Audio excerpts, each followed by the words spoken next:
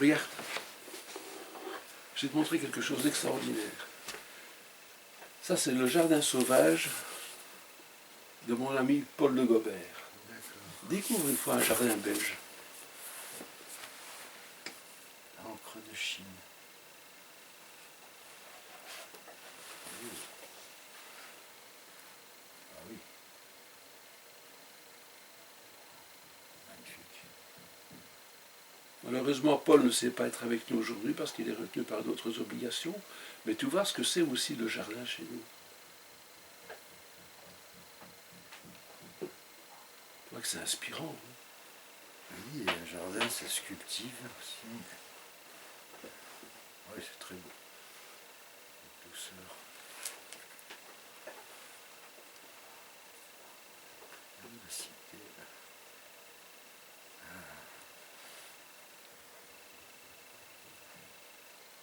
Alors imagine-toi le matin chez toi, au lever du soleil, tu as les premières clochettes qui fonctionnent, tu te prépares un café. Tu as combien d'amis qui te répondent comme ça en disant « Allez, santé ». Je n'ai pas compté le nombre, mais c'est vrai que ça donne une impulsion le matin. Un premier café, puis le café, ça a un caractère convivial. C'est un partage aussi. Et donc, à la fois pour moi, chaque matin, mais pour les gens aussi, mais pour l'auteur Pierre, qui est dans le Jardin des Anges, c'est sa locomotive d'écriture. Il fait une cafetière et il se lance dans l'écrit comme ça, juste derrière. Et c'est sa locomotive. Il est addict au café, hein, on peut le dire. D'accord. Toi aussi? Oui, on peut dire. Le matin. Le matin. Voilà, le matin. C'est des points d'appui, je dirais.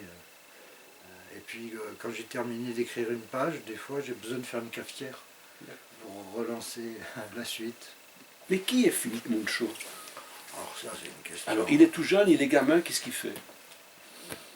Il est en prise directe avec la nature.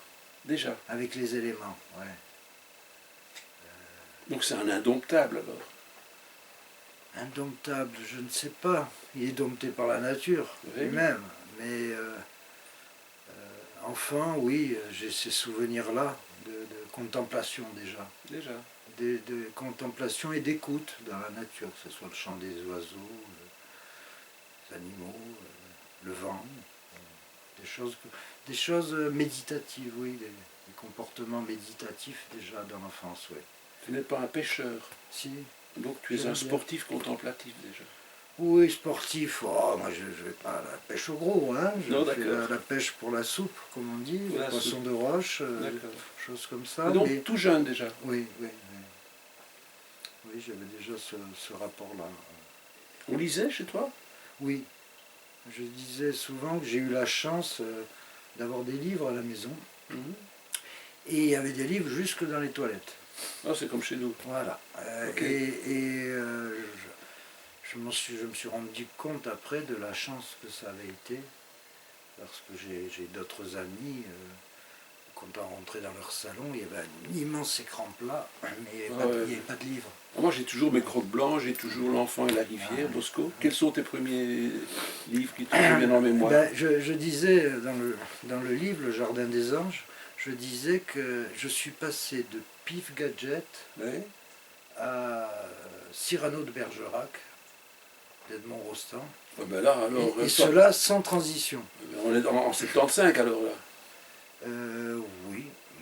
Oui, ça devait être parce que pour dans les années 70, oui. Oui, c'est ça, oui. Mais si, c'est 75. Ah oui, c'est ça. D'accord. Dans les années 70, oui, d'accord.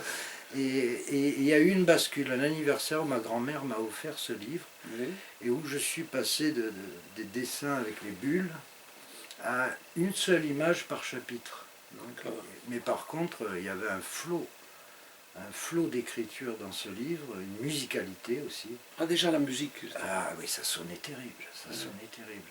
Et du coup, j'ai été aspiré comme ça, et c'est comme ça que je suis venu à la lecture, à la littérature. Tu viens de parler de musicalité. Ouais. Tu jouais déjà quelque chose à ce moment-là? À cet âge-là, pas encore. Solfège à l'école? Oui, mais bon, sans... Et c'est venu quand alors, cette musique? C'est venu à 12-13 ans, l'instrument, la guitare. D'accord. Voilà. Mon frère jouait déjà un peu de guitare, ça m'a donné envie. Tu en as cassé combien? De guitare, aucune. Aucune? Aucune. Tu les as... J'ai été fidèle, je les ai bichonnées. Ah, d'accord. Elles ont été...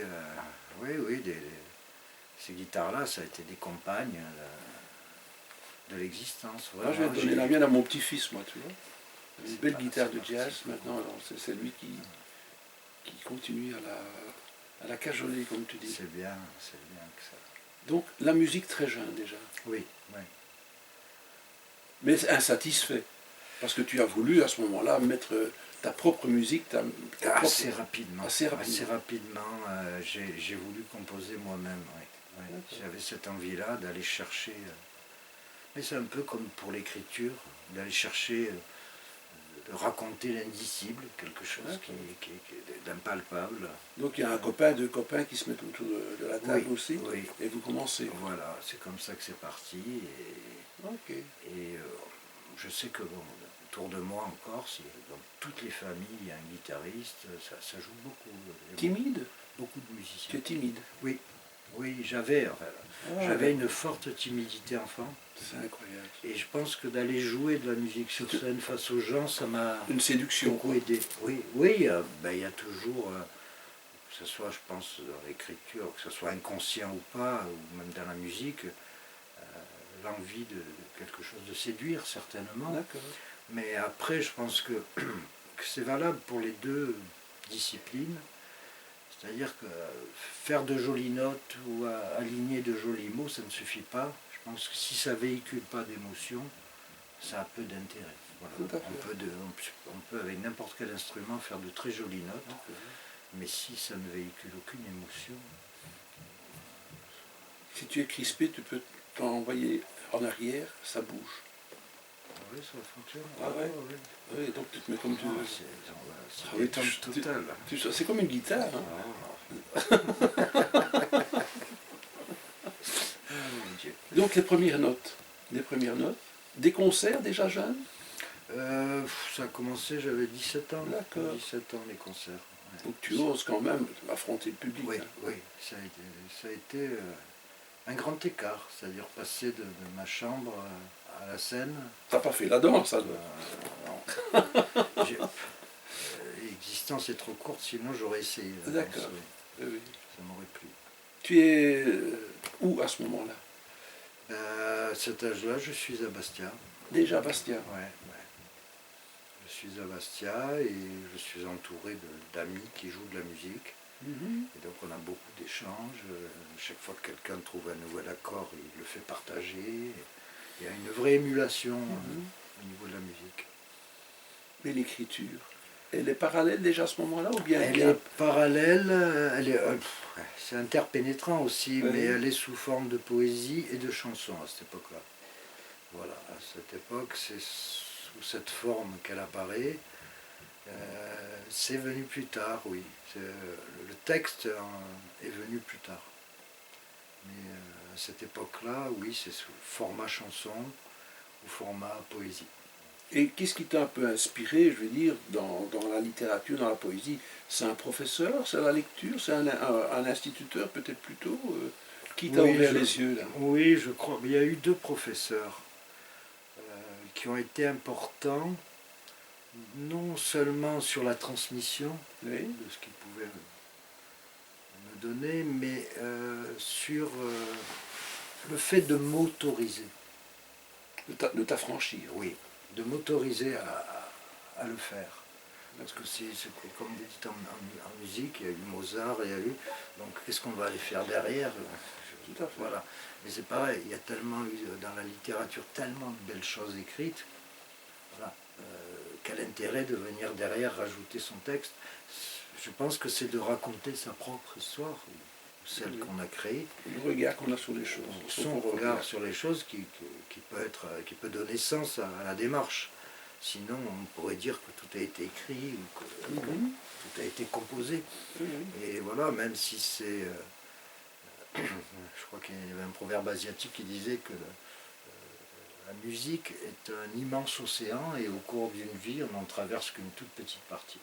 Et je crois que c'est pareil pour la littérature. Et pour autant, c'est pas une raison de renoncer. Mhm. Hein. Tu es sensible à la couleur. Oui, pour moi, les musiques ont des couleurs. Et des livres aussi. Oui, oui, mais c'est surtout au niveau de la tonalité, des sons, des couleurs. Oui, Oui. oui, oui, oui, je suis très Oui. sensible à... C'est un moyen mnémotechnique pour toi de retenir les choses ou pas Non, spécialement? c'est plutôt des ambiances. Des ambiances. Voilà, les ambiances les ambiances musicales. Je sais que par exemple pour mon premier disque, Isadore, Mhm. la couverture est toute bleue. Et comme pour le jardin des anges. Mhm. Et en fait, le contenu, la musique, a cette couleur marine en fait. Ouais. Et donc il y a vraiment une association de... Marine, ça me fait penser à la Guadeloupe alors. Ça t'a inspiré? Oui, tout m'inspire, mais pas sous la forme on s'y attend. C'est-à-dire qu'aujourd'hui, je suis à Bruxelles Oui. avec toi, ça m'inspire, mais pour autant, ce que je vais écrire sera certainement Oui. pas Bruxelles. Donc c'est le rêve quoi. Oui, mais ça stimule voilà, des ressorts qui vont...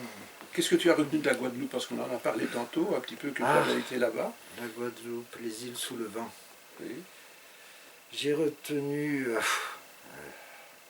pas mal de choses. Maintenant, ça date, hein, c'est un souvenir maintenant pour moi. J'ai vécu 9 mois, en fait, où j'étais là-bas musicien. Musicien Ouais, aussi. ouais. Et j'ai navigué un petit peu sur un voilier dans le périmètre, dans les Caraïbes, quoi. J'ai vu que tu avais de bonnes fourchettes. Tu as retenu un plat de là-bas? Ah, un plat particulier, oui, il y avait le... D'ailleurs, j'ai oublié le nom créole. Il y avait un poulpe en sauce qui était délicieux. Ah, tu es sensible à la sauce. Et les acras aussi.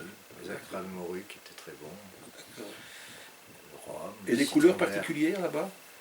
Bah, les lagons, Oui. ouais, il y a des lagons, il y a la verdure aussi. Une lumière très, très forte, très belle. Oui. Un art de vivre. Aussi, oui, oui, un art de vivre. Oui. Tantôt, on disait que tu étais un sportif contemplatif. Tu m'as dit sportif, mais contemplatif, oui. Que retiens-tu de la méditation? Un bien-être, évidemment. Je pense qu'on a tous, l'intellect, c'est comme une locomotive ou un vélo qui s'emballe. Et de temps en temps, je pense qu'il est utile de freiner l'intellect. Parce que lui, tant qu'on ne dort pas, lui, il pédale. Hein. Et il y a des moments où il est bon de le calmer, de le mettre un peu au ralenti. Et là, il commence à se passer des choses intéressantes au niveau des sensations. On ne peut plus dire que ce sont des réflexions. Mais dans la tête, il se passe quelque chose quand on a maîtrisé l'intellect, qui lui est comme un cheval au galop. À partir du moment où on se réveille, bon, au réveil, il trottine, mais rapidement, il se met en marche. Mais il peut faire un écart, le cheval.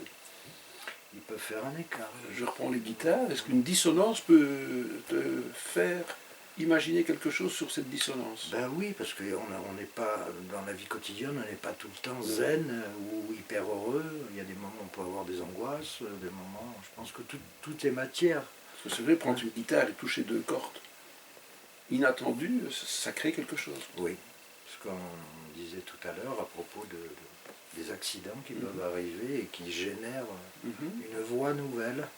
Oui, d'accord. Ouais. Maintenant, la symbiose entre l'auditif et l'écriture, qui va primer? La musique ou l'écriture, ou bien c'est l'écriture qui va générer la musique? Comment ça se passe chez toi?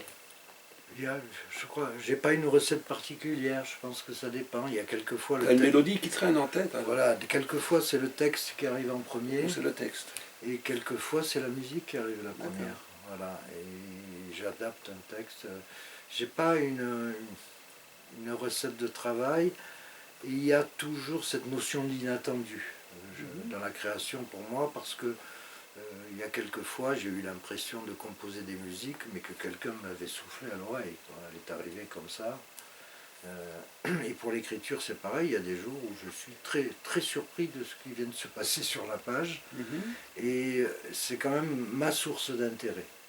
C'est-à-dire que si j'avais pas cette propre surprise de ce qui apparaît dans le texte, je suis pas sûr que d'avoir le même entrain pour écrire. C'est-à-dire que je suis le premier spectateur et j'aime bien que les personnages prennent le pouvoir. Je leur donne un caractère, mais d'eux-mêmes, ils s'émancipent au fur et à mesure que j'écris. Donc tu deviens soumis alors? Eh bien, il y a soumis, je ne sais pas, mais j'accepte, oui. J'accepte qu'ils aient des intentions que je n'avais pas moi au départ. D'accord. Ouais, ça, j'accepte. Ouais. Et du coup, ça me donne de l'intérêt à poursuivre. Voilà, je ne fais pas un plan très cerné avant de démarrer. Non. Tu vas à l'instinct, quoi. Je vais à l'instinct, comme j'en parlais avec Alain Cadéo, je disais, on va sur un quai de gare, on prend le premier train, on ne sait pas pour où, mais on y va. Je suis un peu de ce... D'accord. Voilà, après le contenu du livre, bien sûr, ce sont des sujets où j'ai eu des réflexions déjà avant, où je vais parler de choses que j'ai vécues moi-même, que des proches ont. Je ne vais pas en territoire totalement inconnu au niveau des sensations, mais je n'ai pas un plan de départ. Voilà. D'accord. Je préfère avoir la surprise tous les jours de ce qui va se passer. Donc tu es chez toi, tu rêves d'aller à Marseille, tu arrives à Marseille, tu te dis ben, je prends le train jusqu'au nord. Arrivé dans le nord, tu te dis tiens, ben, Lille, ben, je vais jusqu'à Bruxelles. Quoi. Voilà. Ploum ploum, comme ça. Voilà. C'est génial ça. Ah oui. C'est un peu un billard, une boule de billard sur le tapis vert. Une boule de billard ça. et des rencontres tout le long qui sont enthousiasmantes. Oui, tout à fait. Et qui nourrissent. Ce sont les rencontres qui nourrissent aussi. Et les échanges qui nourrissent. Et après, derrière, je ne sais pas quelle histoire va apparaître. Par exemple, ton plus mauvais métier, qu'est-ce que tu as fait de plus pelant dans ta vie?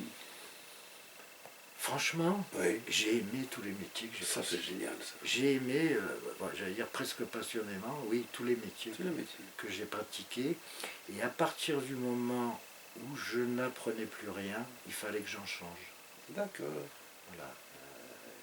J'aimais, j'ai été cantonnier dans un village corse, j'ai été ambulancier pour le centre 15 à Marseille pendant une dizaine d'années.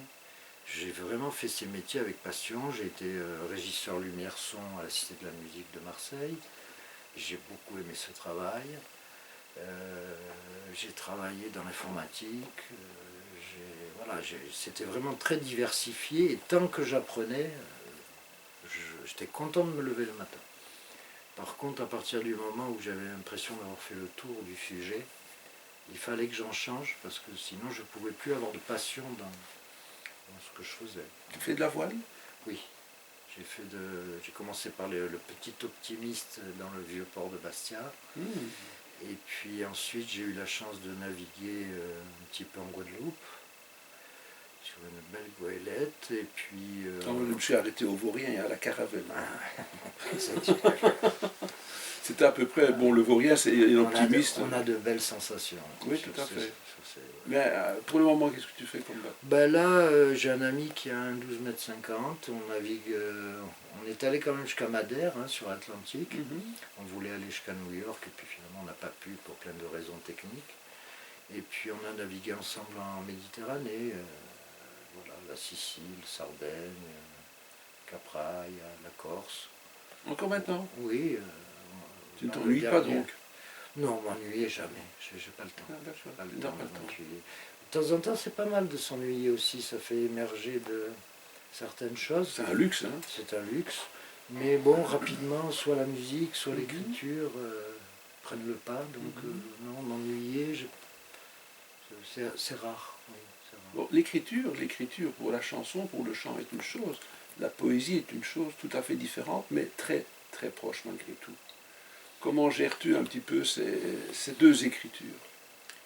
C'est pas simple. C'est pas simple dans le sens où l'écriture chanson, c'est très différent que un poème, pour moi, ne justifie pas la mise en musique. C'est-à-dire qu'il y a une musicalité dans un poème qui est déjà naturelle, qui est naturelle. Après, mettre en musique, c'est pas évident, bien que Ferré l'ait fait avec Aragon, avec d'autres. Il y a certaines poésies qui cohabitent très bien avec la musique, qui sont portées. Mais le format chanson, c'est quand même, en 3 minutes, raconter une histoire, du début à la fin. Et je dirais avec une fluidité d'écriture qui puisse rendre intelligible le discours. Mais il faut arriver à cadrer ça en 3 minutes, quoi. Voilà. Et non pas 300 pages. Voilà. Donc il y a une espèce de contraction. Donc c'est pas du tout les mêmes techniques d'écriture que pour un texte. Et tu te complais dans l'une ou l'autre écriture? Ben, disons que je fais des sauts de piste. De temps en temps, je suis en période de création musicale ou de chansons où je vais vraiment travailler comme ça. Et j'ai d'autres périodes où pendant des mois, je vais écrire. Alors, tu vois ton jardin et tu dis ça va m'inspirer. Ou tu rassembles des textes existants. Comment ça se passe? Non, pour le Jardin des Anges, c'est né comment? C'est né comme c'est écrit à l'intérieur du livre, en fait. J'ai choisi un personnage qui s'appelle Pierre, qui est un auteur. Et ce Pierre, il lance sa première cafetière du matin, et tout de suite après, il commence à écrire. Et il raconte ce jardin, en fait, c'est la traversée d'un jardin, mais c'est aussi la traversée de sa solitude. Une solitude voulue pour pouvoir avoir un espace de création complet, mais c'est aussi une solitude subie, en partie. Donc il est en quête de deux choses, cet auteur, il est en quête d'une histoire d'amour, et il est en quête de création, d'un espace de paix et de création. Et il y a toute la première partie du livre où on est dans quelque chose des rêveries, c'est très onirique. Et il rêve la nuit de femmes, et il en parle le lendemain dans ses écrits, il raconte, et il est dans ce désir-là, oui, d'une rencontre, mais avec une vision très romantique de la relation, et il est dans cette quête-là au départ. Donc dans cette traversée du jardin, il traverse à la fois sa solitude, sa quête de création, mais commence à intervenir des personnages qui ne sont plus de ce monde. Et là, il commence à travers ses rêves à avoir ce qu'on pourrait dire un contact avec les défunts et d'autres personnes ayant vécu dans ce jardin. Voilà, et c'est à partir de là que commence dans le livre une autre partie où intervient Miguet, un autre personnage avec un détecteur de métaux qui retrouve sous terre des traces du passé. Et Pierre, l'auteur, va, à partir de ces objets, raconter l'histoire qui va avec. Voilà. Imaginer et raconter l'histoire qui va avec. Comment est venu le fil conducteur? Est-ce que c'est un texte que tu avais prévu pour l'édition, ou bien est-ce que c'est un texte qui était là pour le pur plaisir de l'écrire? Non, je me suis jamais projeté en termes d'édition. J'ai toujours écrit pour écrire. Et ce n'est que récemment une très belle rencontre avec Jean-Philippe Lafont et Florence, des éditions à la Trace. Oui, j'ai dit une très belle rencontre. Mais tu étais déjà le texte était terminé ou bien en cours d'écriture? Non, il était écrit. Il était écrit. Mais je n'avais jamais montré à aucune maison d'édition. D'accord. Donc c'est une rencontre qui a fait, tiens, ouvre ton tiroir et montre-nous, quoi. Voilà. D'accord. C'est-à-dire que je suis quand même, si je suis un jeune auteur, je suis d'une génération où quand on écrivait, on planquait ça sous les t-shirts dans le tiroir, ça se cachait. Aujourd'hui, on est à une époque où on montre tout, où tout est visible, et moi, voilà, c'est une pudeur, je ne sais pas, j'ai toujours été habitué à ne pas montrer ce que j'écrivais, parce que pour moi, il y avait beaucoup d'intimité. Et alors, même si c'est un personnage Pierre, j'y apporte mon vécu, mes intentions, de ce que j'ai vécu moi. Donc il y avait un peu de pudeur et je pensais aussi qu'il y avait un travail nécessaire avant de pouvoir envisager l'édition. Mais enfin bon, tu avais un texte brut, tu en as encore d'autres dans des tiroirs? D'accord. Donc il y a des surprises qui vont surgir un jour ou l'autre. Là, le 1er juin, Le 1er juin, aux éditions La Trace, va sortir Respirer la nuit. Voilà. Ça sort le 1er juin. En fait, là, carrément, je n'ai pas mis le prénom de Pierre, j'ai mis Philippe comme prénom, le mien. Et ce personnage-là, c'est un auteur de poésie qui est en quête de paix, d'une paix qui est propice à l'écriture, en fait. pourquoi? Parce que la journée, il est exténué, qu'il va seulement rester. C'est-à-dire que la vie en société, ça le perturbe. D'accord. Alors que dès qu'il se retrouve dans la nature pour écrire, il retrouve une paix qui est propice à sa création. Et il se trouve qu'il tombe amoureux d'une journaliste littéraire qui porte avec elle un vent de passion, vraiment. Mais pas seulement. Avec elle, il partage l'amour, la tendresse, le goût des livres. Mais pas seulement. Elle a parmi son entourage, une affaire criminelle. Et En Corse? oui, ça se passe en Corse. Toujours en Corse. Oui, ça se passe toujours en Une Corse. histoire criminelle en Corse? Comme partout, pour être quoi. partout. Comme hein. partout, d'accord. Et à partir de là, l'histoire criminelle commence à devenir envahissante dans la Mhm. relation. Il n'est pas du tout préparé à ça. Hein, il n'est pas taillé pour affronter des choses comme ça. Et non seulement ça envahit la relation, mais ça commence à pénétrer ses écrits. C'est-à-dire que lui n'avait jamais envisagé comment dire, d'éliminer un des personnages qui finissent étendu dans une mare de sang. Il était plutôt papa poule avec ses personnages, et là, tout à coup, ça devient musclé et sanglant, et ça le perturbe beaucoup.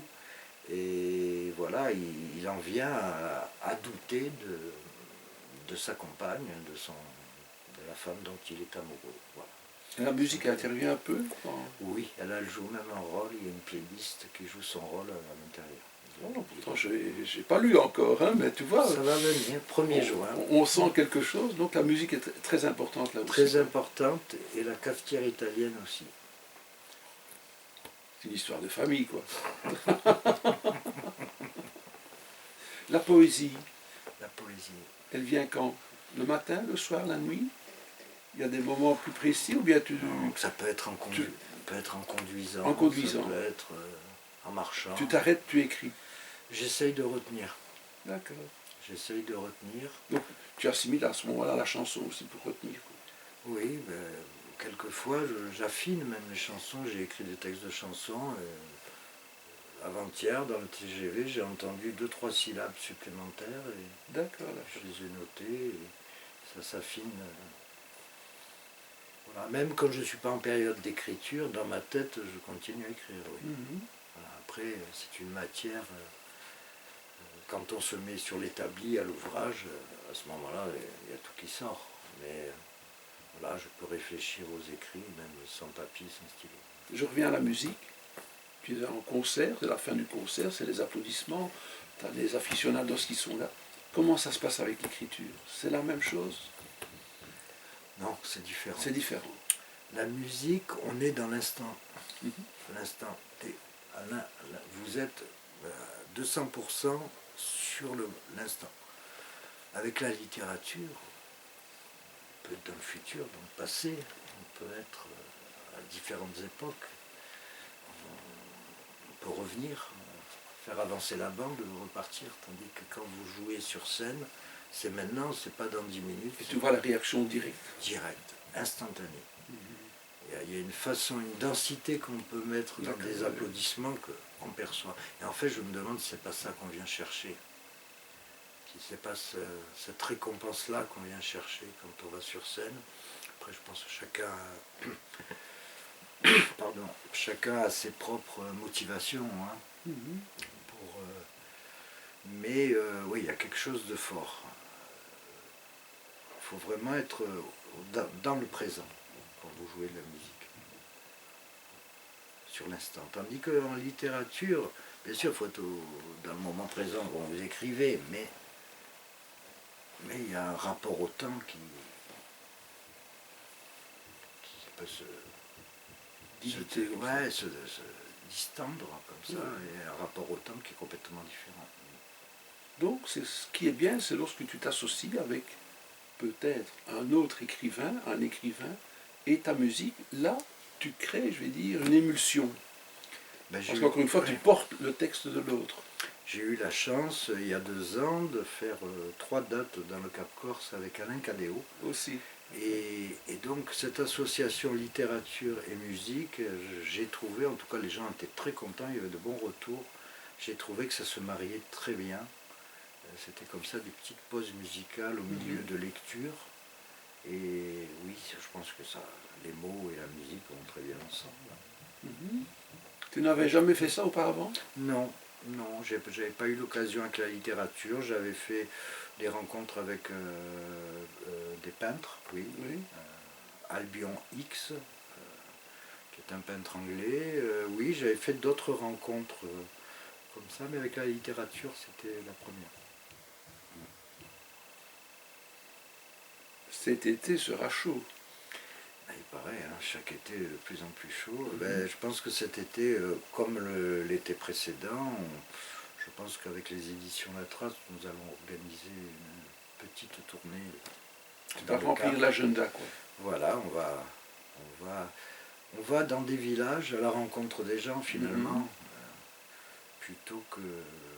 Voilà, en milieu rural, je pense que c'est intéressant parce qu'il y a pas mal de villages qui sont quand même isolés en Corse. Donc plutôt que de centraliser dans les villes, on va au-devant des gens et on reçoit un super accueil. Et ça, c'est très intéressant, et de pouvoir avoir le temps d'échanger avec eux. À propos des livres, l'été dernier, nous étions accompagnés de Tom Naughty, Alain Cadéot et moi-même. Et donc, il y a eu beaucoup d'interactions, d'échanges, et c'était vraiment très très sympa. Très agréable. C'est nourrissant même. Nourrissant. C'est nourrissant. Donc il y a de bon gueuleton après peut-être. Aussi. D'accord. Aussi, ça fait partie. Ça fait partie. Mais voilà, on a des échanges. Parce qu'en littérature, vous écrivez et le retour vous arrive bien plus tard de ce que vous avez écrit, contrairement à la musique. Et donc, voilà, quand vous avez des lecteurs qui vous questionnent ou qui vous racontent comment ils ont ressenti le livre, je pense que oui, c'est des échanges qui sont importants. Oui. On a parlé des tiroirs où il y a des choses qui dorment, mais dans la tête trotte peut-être quelque chose d'autre. Oui. Oui. Tu peux nous en toucher 3 mots? Je vais avoir du mal parce que je ne sais même pas moi ce que c'est, ce que sera le prochain, mais il y a des thématiques, oui. Il y a une thématique qui m'intéresse, c'est celle de, peut-être le mot est trop fort, le vieillissement. C'est celle de pouvoir traverser cette période-là avec dignité, je dirais, malgré tous les aléas de santé que peuvent avoir les gens qui commencent à rentrer dans l'âge. Il y en a certains qui traversent ça avec plus de dignité que d'autres. Et je pense que ça soit le vieillissement ou la maladie, il ne faudrait pas que ça entame notre capacité d'enthousiasme. Parce que ça fait quelques années qu'on... Tu ne changes pas, ça fait quelques années qu'on se connaît, et chaque année tu me dis, mais je suis né en 63. L'année suivante, je suis né en 63. C'est incroyable. L'année dernière, tu me disais, je suis né en 63, cette année-ci... Toujours. Ça n'a pas changé, j'ai vérifié. Tu as vérifié. Donc tu es intemporel presque. C'est le temps qui passe, mais toi tu es toujours là. Le temps passe, repasse. Mais ton regard change sur le temps? Sur le temps, franchement, non, je pense que... Parce que quand on est, comme tu le dis, sportif, contemplatif, qu'on écrit, qu'on est observateur des choses, on ne voit pas le temps qui passe. Quelquefois que je suis dans la nature, j'ai vraiment les mêmes sensations que pendant l'enfance, les odeurs. Les odeurs des plantes. Ça te stimule dans l'écriture, les odeurs? Oui, c'est très important. Ouais, Oui. c'est très important. Ça ne fait pas seulement appel au souvenir, ça rend le souvenir instantané. Voilà, Voilà. ça rend. Ça réactive. Ouais. D'ailleurs, le Jardin des Anges, une très grande partie est écrite au présent. Mhm. Et il y a une espèce de présent instantané Ou un sort. présent déplacé. Oui, aussi. Mais Donc tu vois, on reste intemporel tout compte fait. Donc tu es toujours en 70 quoi. oui, je pense que 70, oui. Je Voilà. pense que c'est certainement la date. Je dis 70 comme ça. Oui, c'est le hasard, mais c'est une date clé. Oui. Oui. Je suis arrivé en Corse à l'âge de 7 ans, en 1970. Et là, ça a été vraiment une découverte extraordinaire. Pourquoi c'est la montagne, c'est le paysage, c'est la mer, c'est quoi qui Ah frappe? oui, les éléments. Je Les pense que éléments. les éléments naturels. Et puis, comment dire, voilà, c'est la mer pour moi, la mer Méditerranée, c'était une destination d'été, de vacances. Et à arriver en Corse, ben, on ne rentre pas de vacances, on reste sur place. Oui. Et là, c'était juste extraordinaire. J'allais dans une école primaire où quand on avait des cours de, comment ça s'appelait, sciences naturelles à l'époque, Mhm. observation. Et donc, pendant ces cours-là, la maîtresse nous emmenait. Tu avais déjà une maîtresse à ce moment-là? Oui, j'ai commencé tôt. Et donc, elle nous emmenait dans les buissons, dans la nature, D'accord. faire le cours d'observation. C'était pas en Oui. classe. Donc, je me retrouvais en pleine nature. Et c'était surprenant pour moi d'être immergé comme ça. Tu me fais penser à Majorque, que je connais mieux que la Corse. Mais c'est vrai que là, c'est la montagne, c'est la ville, c'est le village, et c'est la mer. Les Baléares, c'est une île Et de c'est mes ancêtres. oui, ah d'accord. Oui. Ça s'écrivait à l'époque en catalan Muncho, avec M-U-N-X-O, au lieu de Moncho. D'accord. Et ils étaient d'où sur l'île? Je crois qu'ils sont de Minorca. D'accord. Après, ils ont émigré sur Daigne, en Catalogne, et puis après en Algérie, et ensuite en Corse. Donc, Toujours une le vent en poupe, famille, quoi. toujours dans la Méditerranée. Dans la Méditerranée. Ouais, ça reste le point central. En tout cas, Philippe, je suis très content que tu sois venu jusqu'à Bruxelles. Merci beaucoup de m'avoir Je pense accueilli. qu'on a oui. passé un Ouais. très très bon moment. C'était très agréable. On ne va pas la faire trop longue parce que, Non. il faut donner envie à nos lecteurs de découvrir. Le Jardin des Anges aux éditions La Trace. Et de déjà marquer dans l'agenda le prochain qui sortira au mois de juin, Respirer la nuit, toujours aux éditions La Trace. Ça Tout à sortira fait. le 1er juin. 1er juin. On salue tous les amis des éditions La Trace. On salue aussi Martin Rilan, qui est un Belge qui sera bientôt édité aux éditions La Trace. Que j'ai eu le plaisir de rencontrer aujourd'hui. Et très bientôt, on entendra parler du ramasseur d'étoiles. Voilà, toi sur des toiles. Super. On va aller voir la Grand Place maintenant. Allez, super. On y va. Merci beaucoup, Willy. Salut.